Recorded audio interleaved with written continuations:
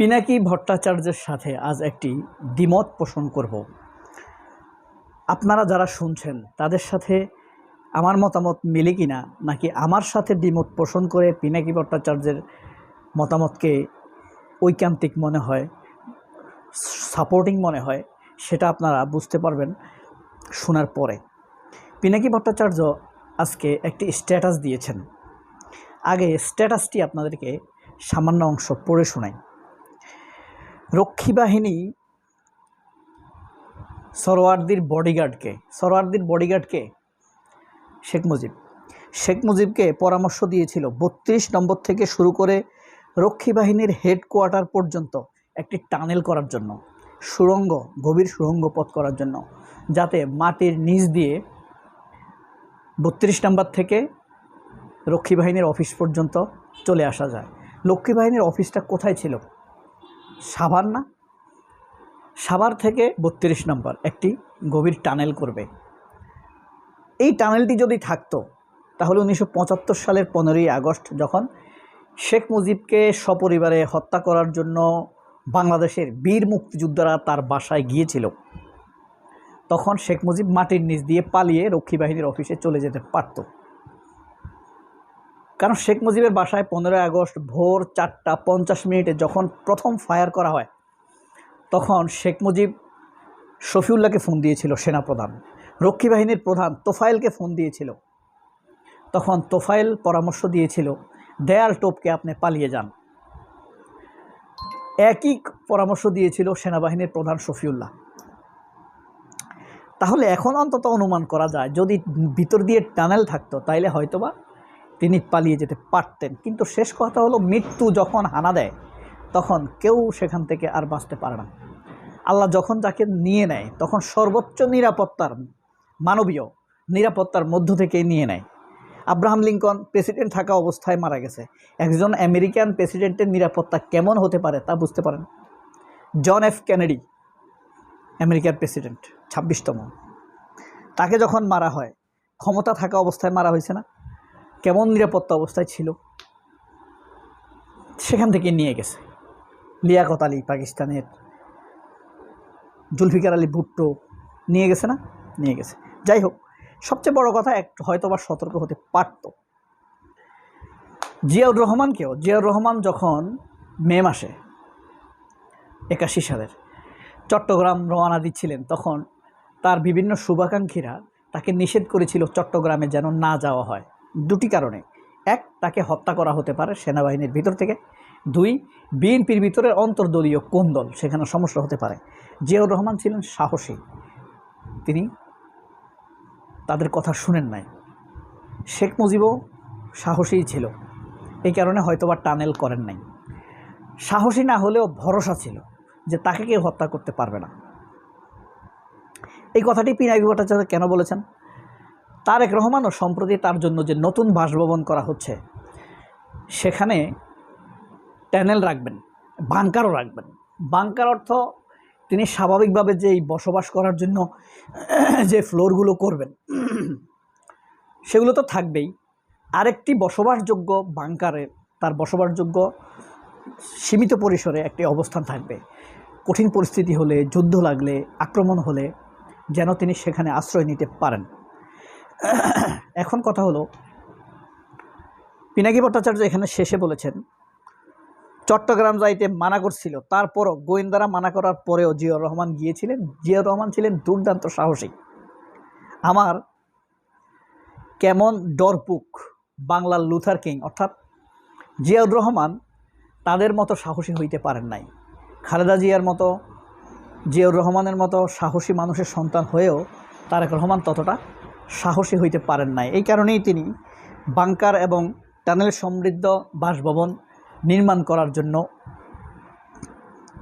লেগেছেন। এই কথাটার সাথে আমি দ্বিমত পোষণ করছি। তারেক রহমান খুব সাহসী, আমি এটা বলতেছি না, সে ভীতুই এবং সে 100% ভদ্রলোক, কিন্তু 100% জ্ঞানী লোক না। কারণ হলো, সাধারণত সেনাবাহিনীর বা সেনা কর্মকর্তাদের সন্তানরা লোক মানুষের সাথে খুবই কম মেশা হয়। স্কুল আর খেলাধুলা ব্যতীত আর মেশা হয় না।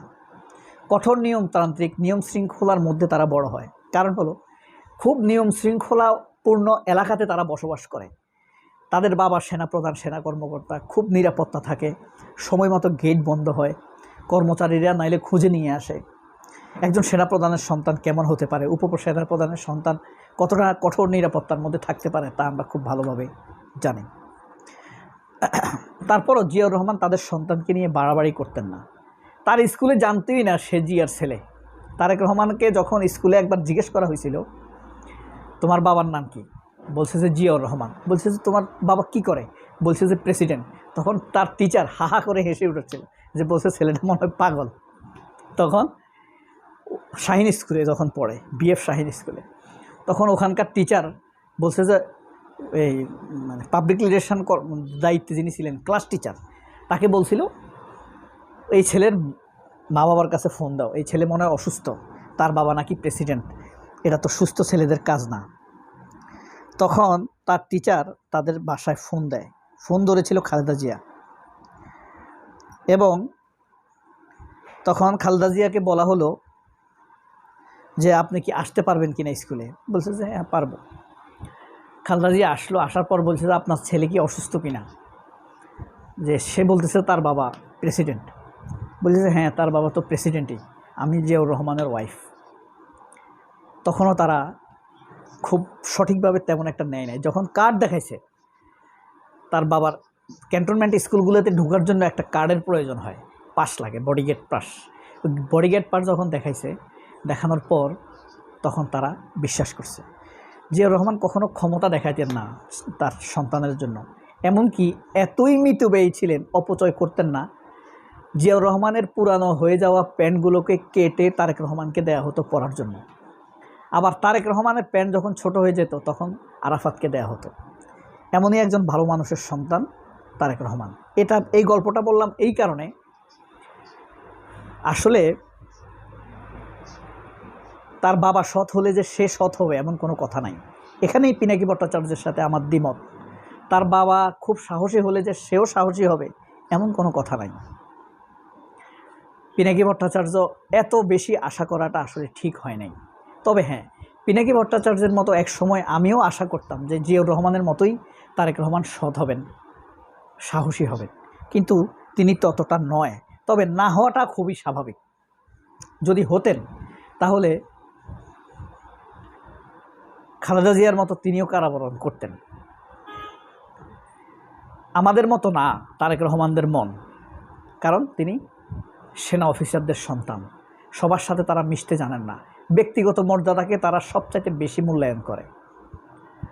তারেক রহমানের কোনো বন্ধু যদি 10টা খুনও করে আর তারেক রহমানের কাছে গিয়ে যদি আশ্রয় চায়, সে ওই দিকটাই বিবেচনা করবে যে আমার বন্ধু আমার কাছে এসেছে, আমি তাকে নিরাপত্তা দিব, আইন থেকে মুক্তি দিব, তার জন্য আইন বদলে দিব।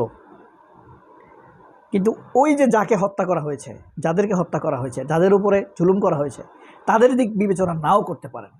আমার মনে হয় তারেক রহমান এমনই। কারণ যদি তা না হতো তাহলে তিনি জুলাই বিপ্লবের বিচারকে তিনি অগ্রাধিকার দিতেন, জুলাই সনদকে অগ্রাধিকার দিতেন। তিনি বর্তমানকে এবং ক্ষমতাকে বেশি মূল্যায়ন করছেন। তো পিনাকি ভট্টাচার্যের এই স্ট্যাটাসে প্রায় 700 কমেন্ট পড়েছে মাত্র কয়েক ঘন্টায়।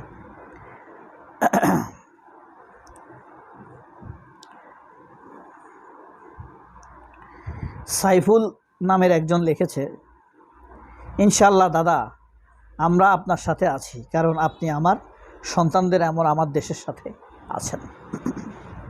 তারেক রহমান কিন্তু জুলাই যারা নিহত হয়েছে তাদের সাথে নাই, তাহলে শহীদদের বিচারকে তিনি সবচাইতে বেশি অগ্রাধিকার দিতেন। দাদা আপনি যে ডরাইছেন সেটা ভিডিওতে বুঝতে পারছি। দাদা আপনার কথা বলার ধরন তো স্বাভাবিক ছিল, তো এখানে পোতবালক ডরের কি পাইল?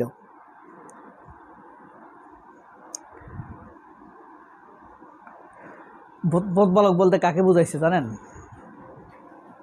পোতবালক বলতে বোঝানো হয়েছে আপনার জুলকারনাইন শাহের স্বামীকে। এই হলো স্ট্যাটাসের অবস্থা। আপনারা আমার দ্বিমত করা, মত প্রকাশ করা ঠিক আছে কিনা কমেন্ট বক্সে জানাবেন। সবাই অনেক ভালো থাকবেন। আল্লাহ হাফেজ। আসসালামু আলাইকুম।